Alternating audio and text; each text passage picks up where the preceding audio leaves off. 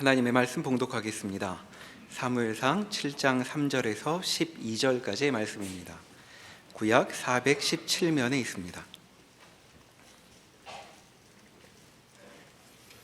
사무엘이 이스라엘 온 족속에게 말하여 이르되 만일 너희가 전심으로 여호와께 돌아오려거든 이방 신들과 아스타롯을 너희 중에서 제거하고 너희 마음을 여호와께로 향하여 그만을 섬기라. 그리하면 너희를 블레셋 사람의 손에서 건져내시리라. 이에 이스라엘 자손이 바알들과 아스타롯을 제거하고 여호와만 섬기니라. 사무엘이 이르되 온 이스라엘은 미스바로 모이라. 내가 너희를 위하여 여호와께 기도하리라 하매 그들이 미스바에 모여 물을 길어 여호와 앞에 붓고 그날 종일 금식하고 거기에서 이르되 우리가 여호와께 범죄하였나이다 하니라. 사무엘이 미스바에서 이스라엘 자손을 다스리니라. 이스라엘 자손이 미스바에 모였다 함을 블레셋 사람들이 듣고 그들의 방백들이 이스라엘을 치러 올라온지라.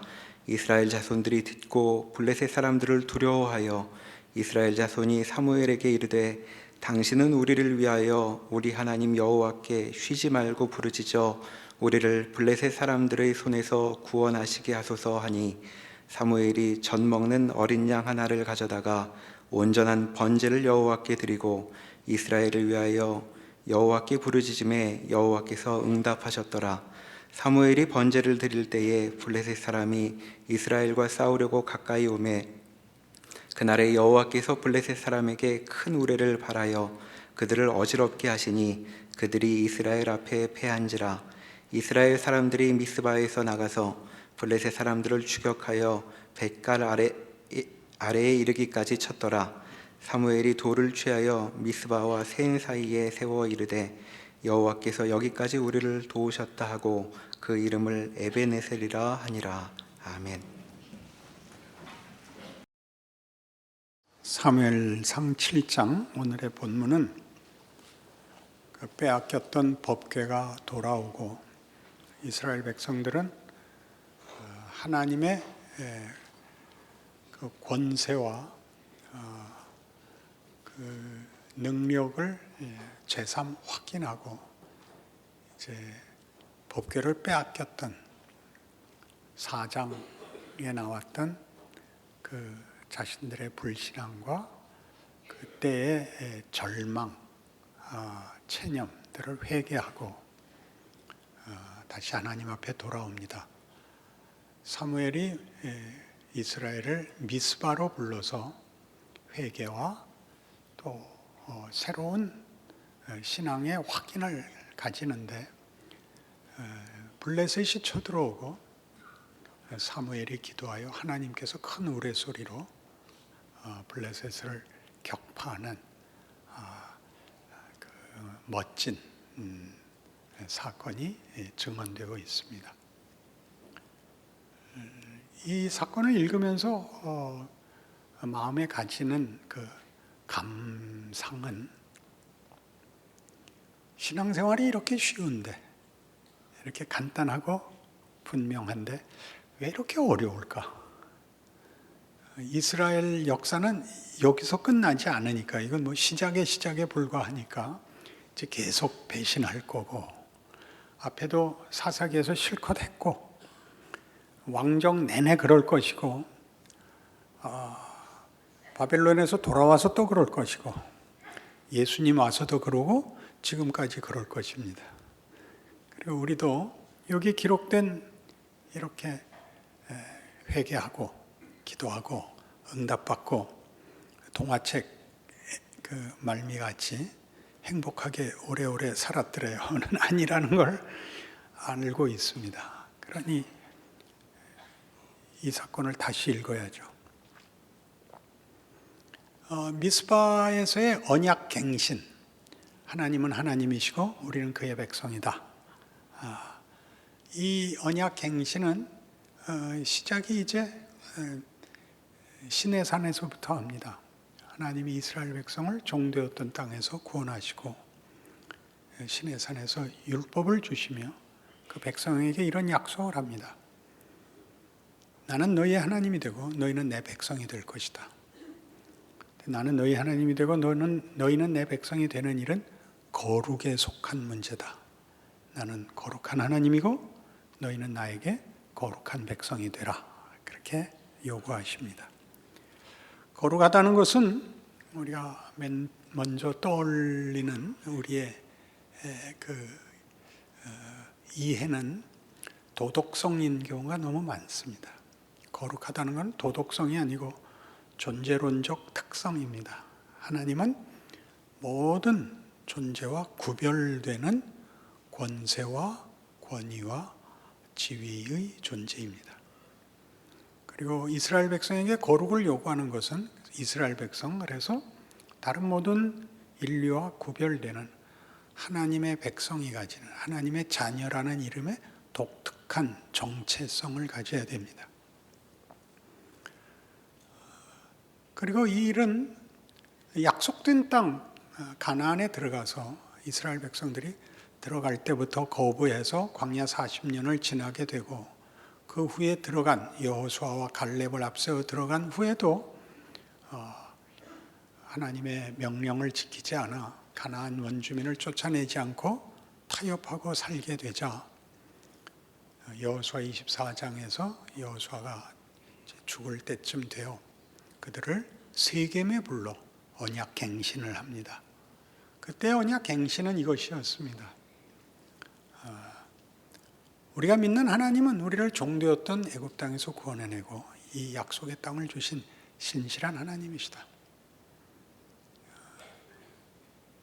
너희가 이 하나님을 외면하고 적당히 이 땅에 사는 사람들의 생활 방식, 곧 우상을 섬기며 사는 것이 그저 보이는 것이 전부인 것까지 타협하고 살고 있는데 그럴 수 없다. 너희가 하나님을 택할지 우상을 택할지는 너희의 책임이지만 나와 우리 집은 여호와만 섬기겠다. 이런 충성서약을 합니다. 이스라엘은 여호수아의 이 격려에 힘입어 다 같이 우상을 제하고 하나님만 섬기기로 충성을 약속합니다. 이 충성은 배타적 충성입니다. 그래서 배타적 충성이라는 것은 하나님 이외의 것은 다 버리고 하나님만 유일한 충성의 대상으로 삼겠다라는 서약입니다. 그리고 미스바에서는 회개가 덧붙여집니다. 그렇게 못 살았거든요. 그것은 바로 앞에 있었던 법궤 사건에서 분명하게 드러나는데 법궤 사건이 가지는 중요한 의의는 이스라엘은 하나님을 조작할 수 있다고 생각한 것입니다. 우리 세상 일반적 상식이 그렇듯이 종교란 마음의 평안을 얻거나 위안을 가지거나 또는 초월적 능력을 빌려오는 것 정도로 생각합니다. 이스라엘도 당연히 그런 혼란과 믿음의 타협의 경우를 여러 번 가지게 돼서 법궤를 모셔와 전쟁을 이기고 싶은 방식으로 하나님을 방법으로 쓰고 목적과 운명은 자기네가 선택하는 그 문제에 대하여 여기 회개가 등장을 하게 되는 겁니다. 그런 차원에서 회개를 한다는 것은 우리 자주 실패하듯이 과거를 뉘우치는 것이 회개가 아닙니다. 회개란 하나님 외의 것에 타협을 하거나 빠졌던 것을 돌이켜 하나님에게 충성을, 충성을 드리는 것입니다. 이 돌아옴이 없고 과거를 씻어내는 흠결을 제하는 그걸 애통해 하는 것이 하나님을 섬기는 것을 전부 이렇게 막고 있는 꼴이 됐습니다.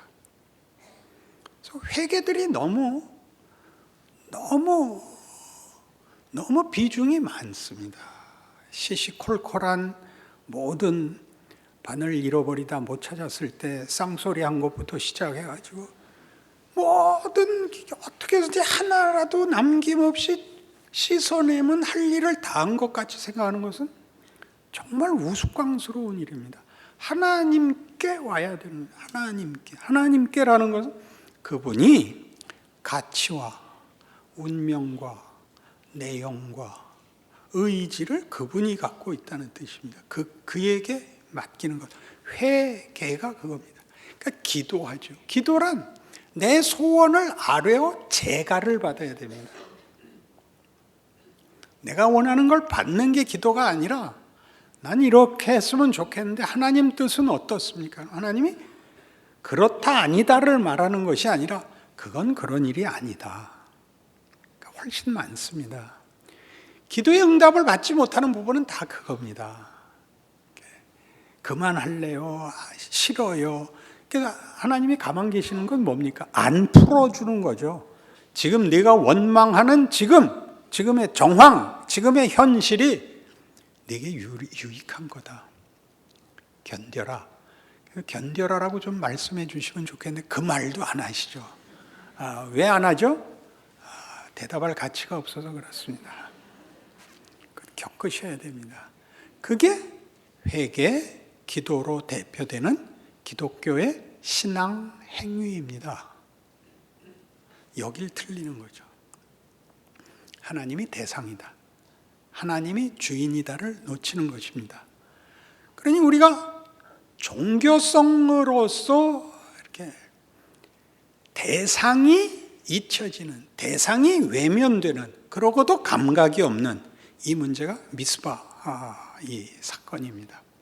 법궤 사건을 넘어와서 확인하게 되는 하나님이 주인이고 하나님이 방법을 갖고 있고 하나님께 모든 것을 맡겨야 된다입니다. 그 일은 만만치 않은 일입니다. 그러나 알고 있어야 됩니다. 우선적으로 모든 문제는 잘잘못의 문제거나 혹은 평안과 안심의 문제가 아니라 하나님이 우리를 하나님이 목적하는 내용과 운명을 만들기 위하여 택한 과정이라는 것, 하나님의 방법이라는 것을 알고 있지 않으면 늘 비명밖에 지를 것이 없습니다. 너무나 많은 신앙인들이 이 비명에 붙잡혀서 모든 신앙 행위의 가장 중요한 내용이 원망이 되고 맙니다. 하나님, 제 처지는 알고 계세요? 하나님은 어디 계세요? 왜 대답을 안 하세요? 온통 여기에 집중되어 있어서 넋이 빠져 있습니다.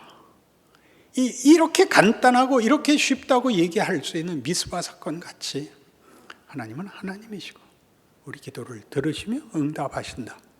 이 당연한 것이 해결이 쉽게 나서 당연하고 간단한 게 아니라 하나님의 목적은 너무나 분명하고 타협하지 않고 오늘도 그렇게 일하신다는 차원에서 단순하게 짝이 없고 너무 분명하고 너무 진지하시다 그런 뜻입니다.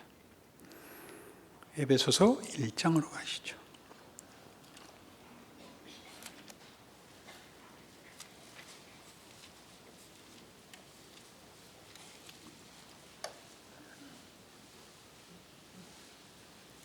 에베소서 1장 3절 찬송하리로다 하나님 곧 우리 주 예수 그리스도의 아버지께서 그리스도 안에서 하늘에 속한 모든 신령한 복을 우리에게 주시되 곧 창세전에 그리스도 안에서 우리를 택하사 우리로 사랑 안에서 그 앞에 거룩하고 흠이 없게 하시려고 그 기쁘신 뜻대로 우리를 예정하사 예수 그리스도로 말미암아 자기 아들들이 되게 하셨으니 이는 그가 사랑하시는 자 안에서 우리에게 거저 주시는 바 그의 은혜의 영광을 찬송하게 하려는 것이라. 그가 베푸시는 은혜의 영광. 하나님이 우리를 향하여 가지시는 뜻과 운명의 영광을 찬송하게 할 것입니다. 우리에게 주어진 하나님의 뜻이, 의지가, 계획이, 운명이 영광스러우며 그렇게 하심으로써 하나님이 누구신가가 드러나는 하나님이 누구신가에 대한 우리의 항복이 찬송으로 나타날 것입니다. 굉장한 것이지요. 그런데 이런 하나님 되시는 항복을 받아내시는 일이 우리의 만족, 감동을 더 상회하는 영광이라는 단어로 설명돼요. 우리를 영광되게 하시는 창조주, 우리를 복되게 하시는 아버지를, 그래서 나의 영광, 나의 복으로 말미암아 항복할 수밖에 없는 이런 하나님의 목적, 하나님의 뜻, 하나님의 하나님 되심과 우리라는 존재의 정체성과 운명이 계속 3절에서 6절까지 그리스도 예수 안에서로 반복해서 강조되고 있습니다. 다시 한번 볼까요?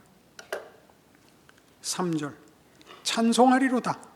하나님 곧 우리 주 예수 그리스도의 아버지께서 그리스도 안에서 하늘에 속한 모든 신령한 복을 우리에게 주시되 곧 창세전에 그리스도 안에서 우리를 택하사 우리로 사랑 안에서 그 앞에 거룩하고 흠이 없게 하시려고 그 기쁘신 뜻대로 우리를 예정하사 예수 그리스도로 말미암아 자기 아들들이 되게 하셨으니 이는 그가 사랑하시는 자 안에서 우리에게 거저 주시는 바 그의 은혜의 영광을 찬송하게 하려는 것이라. 모두가 예수입니다.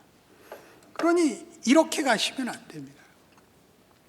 우리는 이 예수를 믿는 것이 가지는 하나님이 계획하시고 뜻하시고 요구하시고 기뻐하시는, 우리 쪽에서 얘기하면 기독교 신앙이라는 것, 우리라는 존재, 우리의 인생의 가치, 우리의 운명이 하나님의 뜻 안에 있어 하나님의 영광과 은혜와 그의 존엄함으로 우리를 채우시는 그의 기쁘신 뜻과 우리에게 복이 되는 것들로 말미암아 말하자면 찬송이 있고 겸손이 있고 감격이 있고 성실이 있고 그렇게 내용이 나열될 수 있습니다. 우리는 종종 그 나열된 단어들을 이런 그것을 해낼 수 있는 인격자와 그것을 받아야 하는 인격이 제외된 채 명분으로만 돌아다니곤 합니다. 그러니까 이런 것들이죠. 저 사람은 예수 안 믿어도 천국 갈 사람이야, 이런 말이 생깁니다. 천국은 하나님이 통치하시는 하나님과의 관계에서 항복과 충성이라는 관계 없는 곳에서는 천국이라는 것이 만들어지질 않습니다. 착하면 가는 그런 말들로 속으시면 안 되는 겁니다. 우리는 모두 회개, 기도, 찬송이라는 것이 그것이 가능한 대상, 그것이 약속된 어떤 통로요 방법으로서 요구되고 있는 우리의 믿음의 대상인 하나님과 우리를 기뻐하시는 하나님의 은혜 속에서 성립되는 단어라는 걸 놓칩니다. 그러니 전부 이런 식이죠. 겸손, 진심, 대상과 그것을 받아 누리는 인격과 그 인격이 도전받는 정황 속에서 실체화되는 것이 아니라 단어들로만 치장되어 있기 때문에 이것이 단어로만 치장되면 예외 없이 표정이 심각합니다. 어떻게 할 게 없는 거예요. 근사한 단어는 다 갖고 있는데 뭘 어떻게 해야 될지 모르겠는 거예요. 여러분 자신을 돌아보셔야지 절제를 보세요. 마음에 소원도 있고 뭘 어떻게 해야겠는데 아무것도 모르겠는 겁니다. 그냥 물어보면 잘 믿어야지, 진심을 가져야지, 그렇게 다 말하겠는데 그걸 어디에다 어떻게 그려내야 되는지, 펼쳐내야 되는지의 공간, 구체적 행동, 결정, 발걸음을 떼어놓을 자리가 없는 겁니다. 하나님이 여러분에게 요구하는 여러분이라는 존재와 여러분이 겪고 있는 현실이라는 정황이 그것을 행해야 되는 것입니다. 그걸 하나님은 어떻게 하셨느냐 하면 고린도전서 1장에서 하나님이 우리에게 가지신 그의 은혜의 영광을 우리로 찬송하게 하는 이 창조주의 자기 자랑, 창조주의 자기 자랑과 그것을 받는 우리의 감격을 이렇게 구체적으로 했다 그럽니다. 고린도전서 1장 18절. 십자가의 도가 멸망하는 자들에게는 미련한 것이요 구원을 받는 우리에게는 하나님의 능력이라. 기록된 바 내가 지혜 있는 자들의 지혜를 멸하고 총명한 자들의 총명을 폐하리라 하였으니 지혜 있는 자가 어디 있느냐, 선비가 어디 있느냐, 이 세대의 변론가가 어디 있느냐. 하나님께서 이 세상의 지혜를 미련하게 하신 것이 아니냐. 하나님의 지혜에 있어서는 이 세상이 자기 지혜로 하나님을 알지 못하므로 하나님께서 전도에 미련한 것으로 믿는 자들을 구원하시기를 기뻐하셨도다. 유대인은 표적을 구하고 헬라인은 지혜를 찾으나 우리는 십자가에 못 박힌 그리스도를 전하니 유대인에게는 거리끼는 것이요 이방인에게는 미련한 것이로되 오직 부르심을 받은 자들에게는 유대인이나 헬라인이나 그리스도는 하나님의 능력이요 하나님의 지혜니라. 자, 하나님은 우리로 하여금 예수 안에서 우리에게 베푸시는 은혜의 영광을 찬송 받으시기를 목적하고 있습니다. 예수 안에서 구체적으로죠. 하나님이 우리를 만드시고 모든 것을 약속하셨으나 우리가 그를 배반합니다. 그리고 우리는 모두 그를 잊고 삽니다. 그러나 하나님은 우리에게 목적하신 것을 이루기 위하여 우리의 무지와 우리의 거부에도 불구하고 그의 뜻을 행하십니다. 우리의 격렬한 반대에 부딪히죠. 구원하러 왔으나 우리는 매도하고 우리를 고쳐주었으나 우리는 그를 팔아넘깁니다. 그렇게 함으로써 하나님의 신실하심과 그리고 그가 이루시는 일을 공포와 폭력으로 행하지 않고 우리의 모든 거부와 무지를 극복하고 이루심으로 우리에게 주려고 하는 것을 주실 뿐만 아니라 그 주시는 과정에서 하나님이 누구신지를 우리로 항복하게 만드십니다. 싫습니까? 하나님이 무시무시하게 나타나서 셋일 동안 내 옆에 와서 서면 복 주고 안 온 놈은 모가지다. 우리는 사실은 그걸 원합니다. 그게 훨씬 쉬워 보입니다. 그렇죠? 쉽잖아요. 살든지 죽든지 빨리 결판을 냈으면 좋겠잖아요. 근데 하나님이 우리의 이 변덕, 우리의 못난 모든 것들 속에서 그걸 허락하시고 우리의 자유와 우리의 고집을 놔두신 채 그걸 꿰뚫어 하나님의 하나님 되심을 다만 당신의 자랑을 증명하는 것이 아니라 원래 목적한 은혜를 그 속에서 넣으십니다. 불만이십니까? 우리 보고 우리 안에 넣은 것은 바람을 받아서 날아가듯이 비탈길이라서 굴러내려가듯이 얻어진 것이 아니라 우리 안에 가지는 하나님이 가지는 자유이듯이 우리 안에서 우리의 것이 되라고 그렇게 요구하십니다. 모든 위협과 유혹 속에서 그것들에 지지 말고 너라는 정체성과 하나님이 네게 준 이 내용들로 너는 그 정체성과 자랑과 가치를 가지라. 그 요구하는 것이 십자가에 녹아 있는 것입니다.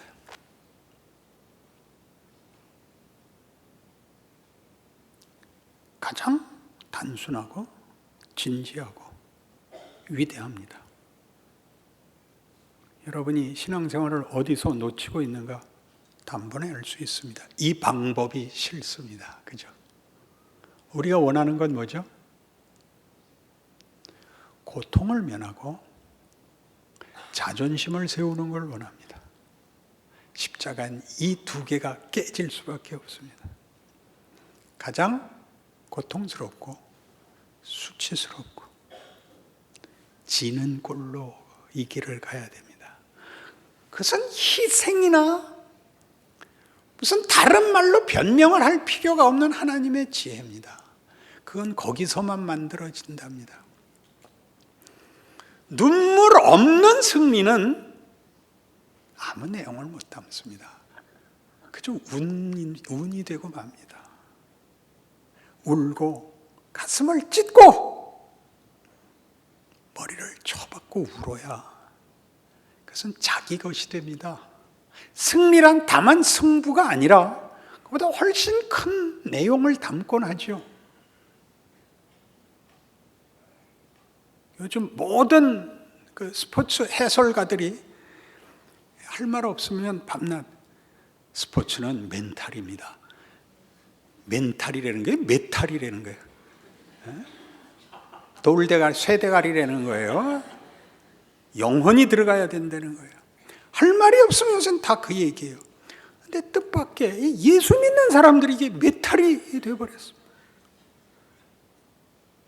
도대체 예수를 믿는다는 말이 무슨 말인지, 왜 하필 예수인지, 그가 우리를 위하여 저절히 고통받으시고 그 괴로움을 감수하시고 지극이라는 단어만 남아있고, 그 나를 위하여서 고생하신 예수님 하는 무슨 신파만 남고, 이것이 평탄한 데서 얻은 운이나 재수가 아니라 이런 의지와 이런 실력이 만들어지는, 그렇게 전해졌고 그렇게 요구하고 우리 안에서 키워지고 있는, 그리고 커야만 되는 무시무시한 내용이라는 것을 아무도 실감하지 않습니다. 그냥 늘 이상한 얼굴을 하고 오죠. 여러분, 영화 구경을 해도 이런 얼굴보다는 좀 기대를 갖고 갈 것입니다. 지금 왜 오는 건지를 모르겠어요. 궁금해서 그래요. 궁금해서. 여러분 인생에 대해서 여러분이 가지는 최고의 불만이 뭐예요? 원망이죠. 예수 믿는 게 기대 같지 않다 이거예요. 성경이 말하는 건 뭐예요? 웃기지 말아요. 제 성경은 분명히 그렇게 써 있어요. 웃기지 마라. 처음부터 얘기했다. 예수를 믿으라 그랬다. 승리를 믿으라 그러지 않았다. 권력을 믿으라 그러지 않았다. 이렇게 처음부터 나오는 거예요. 누가 속였을까요? 스스로가 속았죠. 왜 이런 식으로, 이런 방법으로 해야 되느냐고요? 웃음으로는 담을 수 없는 깊이를 하나님이 요구하기 때문입니다. 에베소서 4장으로 가면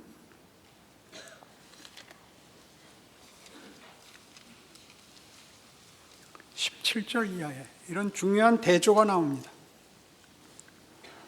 그러므로 내가 이것을 말하며 주 안에서 증언하노니 이제부터 너희는 이방인이 그 마음에 허망한 것을 행함같이 행하지 말라. 그들의 총명이 어두워지고 그들 가운데 있는 무지함과 그들의 마음이 굳어짐으로 말미암아 하나님의 생명에서 떠나 있도다. 그들이 감각 없는 자가 되어 자신을 방탕에 방임하여 모든 더러운 것을 욕심으로 행하되 오직 너희는 그리스도를 그같이 배우지 아니하였느니라. 진리가 예수 안에 있는 것 같이 너희가 참으로 그에게서 듣고 또한 그 안에서 가르침을 받았을진데 너희는 유혹의 욕심을 따라 썩어져가는 구습을 따르는 옛사람을 벗어버리고 오직 너희의 심령이 새롭게 되어 하나님을 따라 의와 진리의 거룩함으로 지으심을 받은 새 사람을 입으라. 옛사람은 어떻다는 거예요? 옛사람은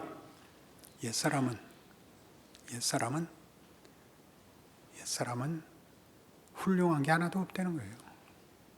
예수 안에서만 사람은 위대하다는 거예요. 그 구체적인 내용을 그 뒷절에 보시면 31절 너희는 모든 악독과 노함과 분냄과 떠드는 것과 비방하는 것을 모든 악의와 함께 버리고 서로 친절하게 하며 불쌍히 여기며 서로 용서하기를 하나님이 그리스도 안에서 너희를 용서하심과 같이 하라. 이 둘은 대조됩니다. 세상에 만들 수 있는 것은 31절에 나오고 예수 믿는 자만이 할 수 있는 것이 32절에 나오는데 이런 질문이 당연히 나옵니다. 예수 안 믿는 사람도 좋은 사람이 있습니다. 그렇습니다.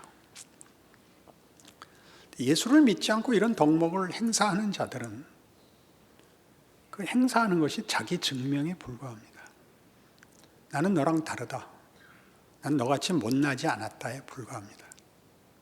그래서 예수 없이 하나님과의 관계 없이 하나님이 주시는 내용으로서의 가치와 내용을 가지지 않은 덕목이 되면 거기는 꼭 이게 있습니다. 비난이 있습니다. 비난. 나 같지 않은 사람을 비난해야 내가 상대적으로 확인이 됩니다. 즉 부정적이고 소극적이라서 세상의 모든 잣대가 그렇듯이 사리 사욕이 없는 것, 탐심이 없는 것, 부정부패를 하지 않는 것이 끝입니다.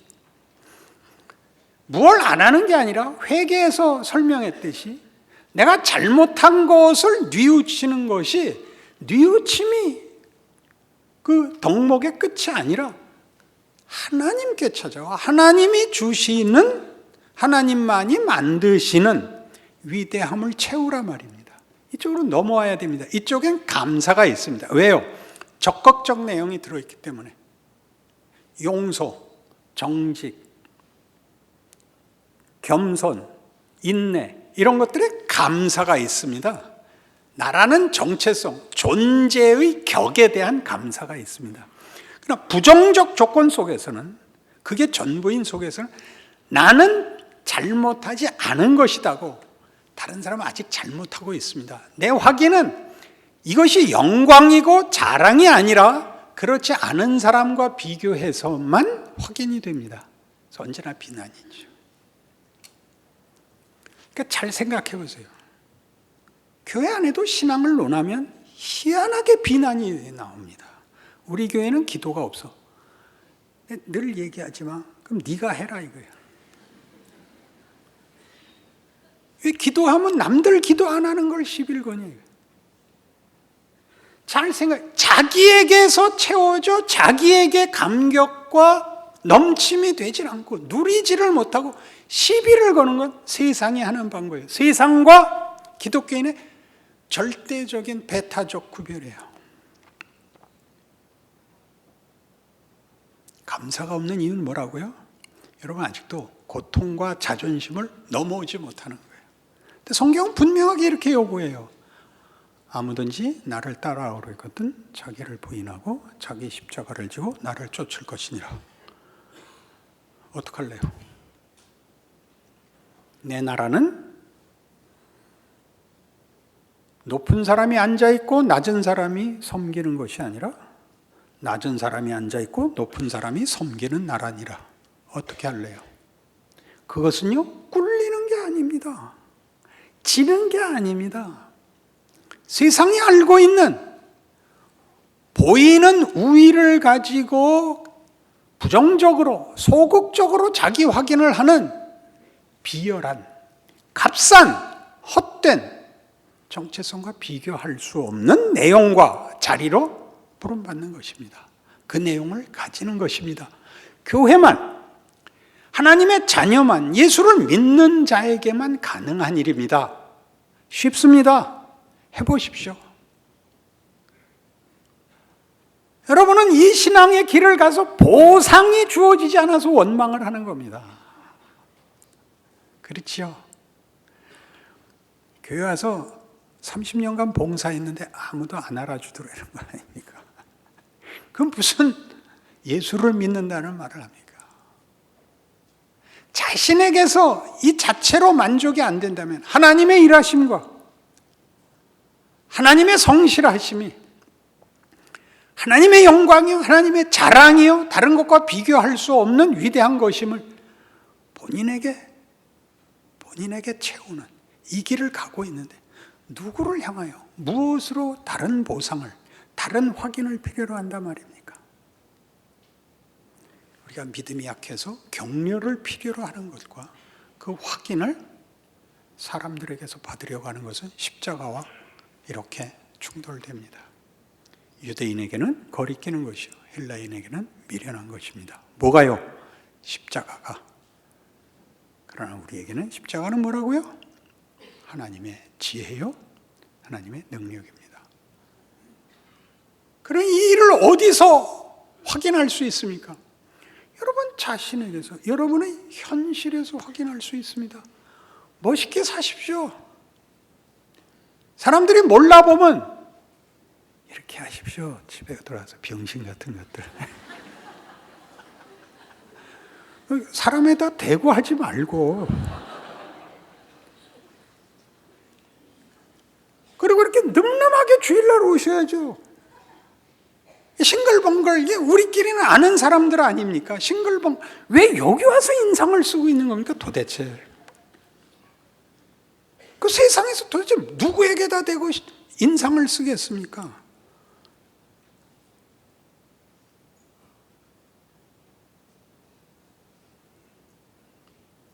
신앙생활이 뭔지, 왜 뭔지, 왜 이렇게 먼지 이 길이?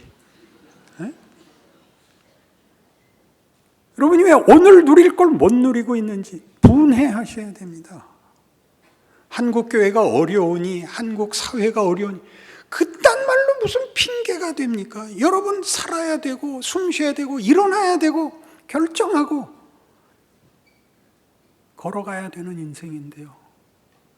여러분 스스로의 책임이고 기회입니다. 그 인생 살고 다음 주일날 안 웃고 나오면 저 현관에서 돌려보낼 겁니다. 기도하십시다. 하나님 아버지, 우리만이 감사할 수 있고 우리만이 위대할 수 있고 우리만이 넉넉할 수 있습니다. 그 인생 살겠습니다. 어려운 인생, 억울한 인생이라고 그렇게 말하지 않겠습니다. 우리는 예수를 믿기 때문입니다. 당장 오늘부터 각자의 인생을 살고 얼굴에 웃음을 띄우고 용서, 관용, 친절, 사랑, 인내, 찬송을 담겠습니다. 축복하여 주옵소서. 예수님 이름으로 기도합니다. 아멘.